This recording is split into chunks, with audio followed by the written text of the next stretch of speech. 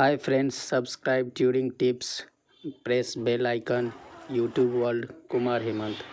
आइए बात करें भारतीय इतिहास के पन्नों में वर्णित एक महान व्यक्ति जिन्हें father of Indian constitution, Bharat के संविधान के जनक एवं जननी के बारे में जानते हैं।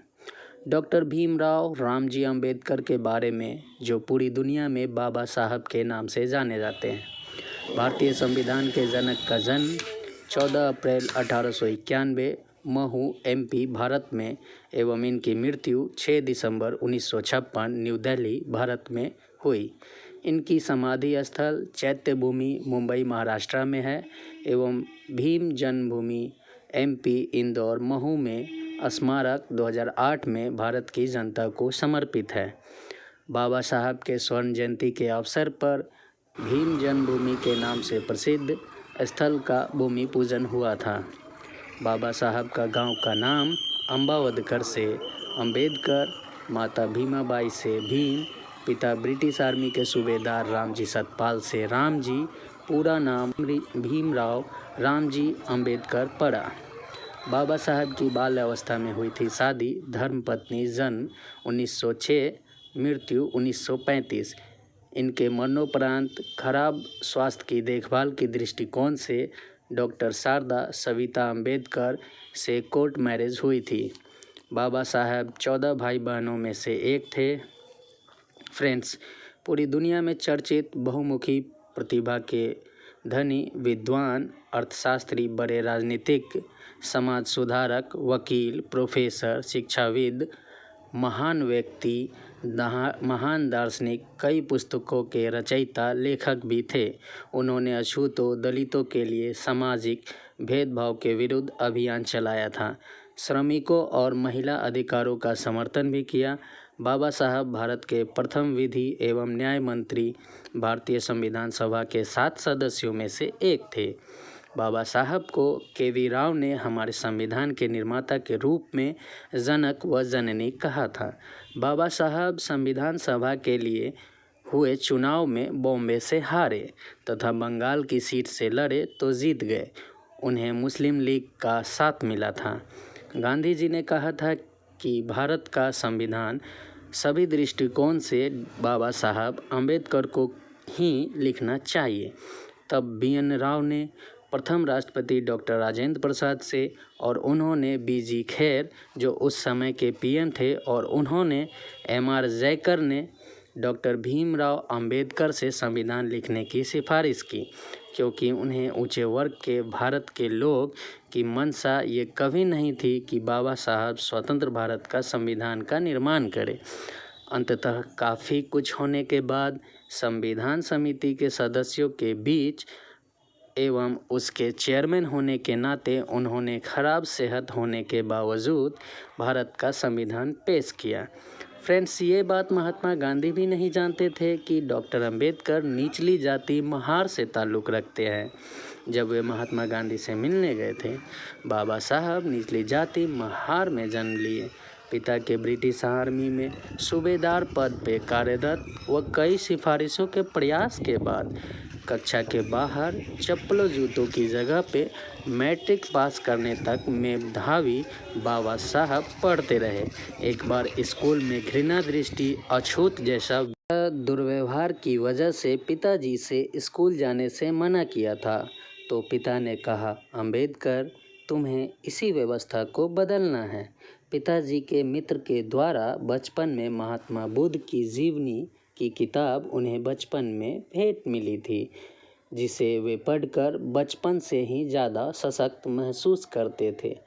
फ्रेंड्स, 1913 में बाबा साहब मुंबई यूनिवर्सिटी से पढ़ने के बाद उस समय के राजा गायकवाड़ खानदान के सयाजी राव के 25 रुपये प्रति माह स्कॉलरशिप की मदद से कोलंबिया यूनिवर्सिटी, जो कि न्यूयॉर्क USA में है, वहाँ से MA, PhD, LLD और लंदन स्कूल ऑफ इकोनॉमिक्स से MSc and DSc, doctor of science और ग्रेजुएशन इन बैरिस्टर लॉ की डिग्रीज प्राप्त की। उन्होंने दोनों ही यूनिवर्सिटी से इकोनॉमिक्स में डॉक्टरेट की उपाधि प्राप्त की थी।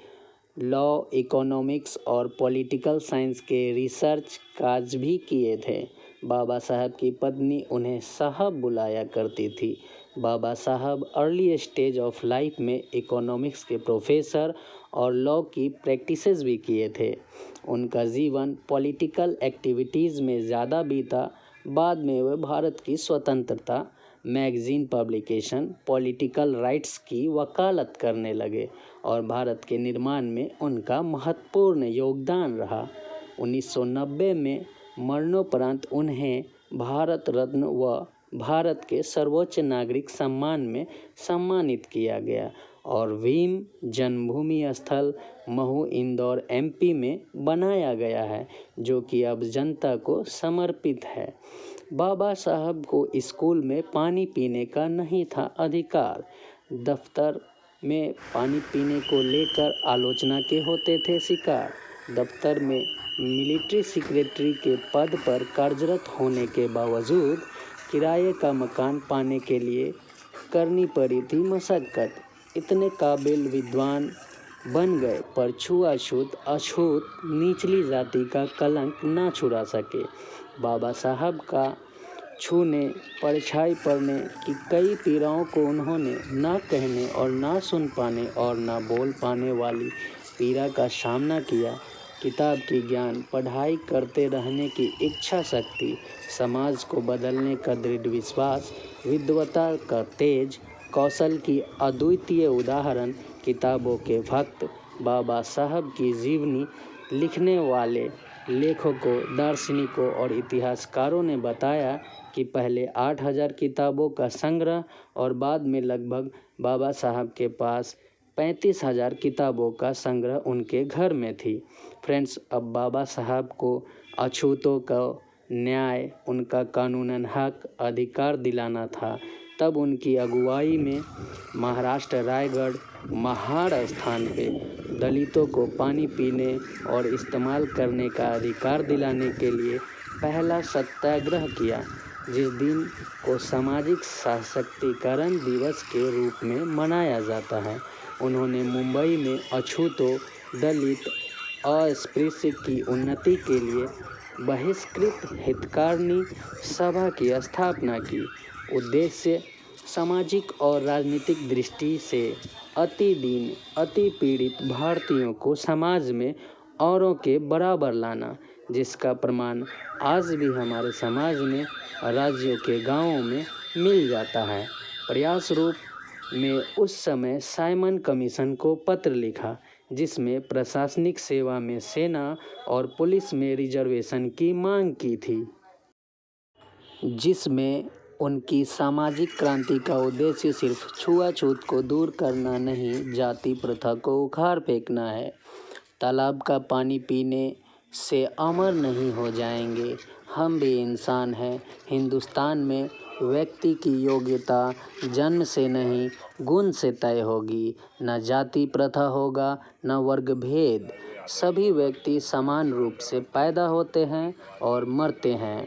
धर्म और गुलामी एक साथ नहीं चल सकते। मनुस्मृति का दहन किया। साइमन कमीशन को प्रस्ताव रखा। ऊंची जाति नीची जाति को उनके काम के लिए मजबूर करते हैं ताकि बराबरी न कर सके। दावा किया कि नीची जाति के साथ अल्पसंख्यक जैसा बर्ताव किया जाए। फ्रेंड्स, बाबा साहब ने 1946 में बुक लिखी थी हु वेयर द शूद्रस, जिसमें उन्होंने क्षत्रिय से शूद्र के अलग होने की बात लिखी थी। बाबा साहब का मानना था कानून का उपयोग अछूतों के विरुद्ध हुआ है, क्योंकि अछूत शिक्षा में पिछड़े, आर्थिक दृष्टिकोण से गरीब, सामाजिक दृष्टि से गुलाम, राजनीतिक दृष्टि से कमज़ोर हैं किसी अन्य संप्रदाय की तुलना में। उन्होंने साइमन कमीशन के सामने दावा किया, अगर आरक्षण का वयस्क मताधिकार ना मिल पाए तो फिर वे स्वतंत्र चुनाव क्षेत्र जाएंगे, जिसमें संरक्षण चाहेंगे, जिसमें अच्छी शिक्षा हो और सरकारी नौकरी में प्रवेश। इस योजना को अगर शामिल किया जाए तो दृढ़ विश्वास है कि भारत के संविधान में क्रांति आएगी, हिंदुस्तान कभी एक होगा।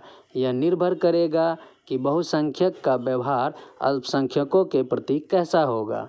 बाबा साहब उस समय अछूतों में वकालत की पेशा में अकेले व्यक्ति थे। उनका कहना था, सवर्णों के लिए जाति भेद अमानवीय व्यवहार है, उतना ही खतरनाक है जैसा कि ज़बान पे दहकता हुआ कोयला रखना।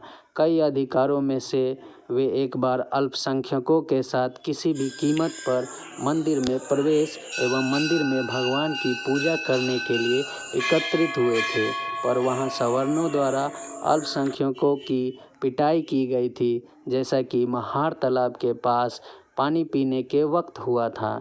तब उन्होंने इसके लिए भी एक सत्याग्रह की थी। वे कहते थे, हर नागरिक को आंदोलन करने का अधिकार है।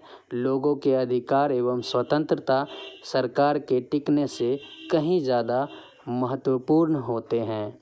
बाबा साहेब भीमराव अंबेडकर भारत की आत्मा में आज, कल और हमेशा आत्मा से याद किए जाएंगे।